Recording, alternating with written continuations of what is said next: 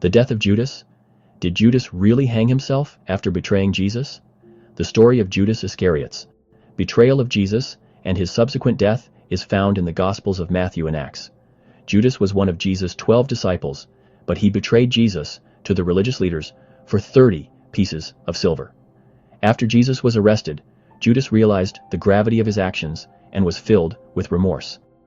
In the Gospel of Matthew, it is recorded that Judas tried to return the 30 pieces of silver to the chief priests and elders, admitting that he had betrayed innocent blood.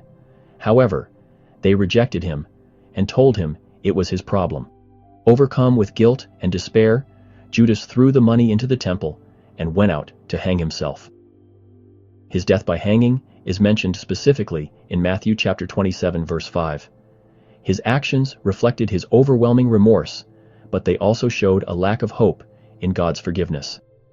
The book of Acts provides a slightly different account of Judas' death. Acts chapter 1 verse 18 describes how Judas bought a field with the money he received from his betrayal. It says that he fell headlong, his body bursting open and his intestines spilled out. Some scholars suggest this account could be a different interpretation of how Judas died, while others see it as describing the physical consequences of his hanging. The story of Judas' death raises questions about remorse, repentance, and forgiveness.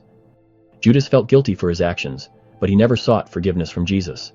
In contrast, Peter, who also betrayed Jesus, later found redemption and forgiveness through his repentance. This contrast highlights the importance of turning to God in times of guilt and seeking his forgiveness rather than giving in to despair. Judas' tragic end serves as a cautionary tale about the destructive power of betrayal and the consequences of not seeking reconciliation.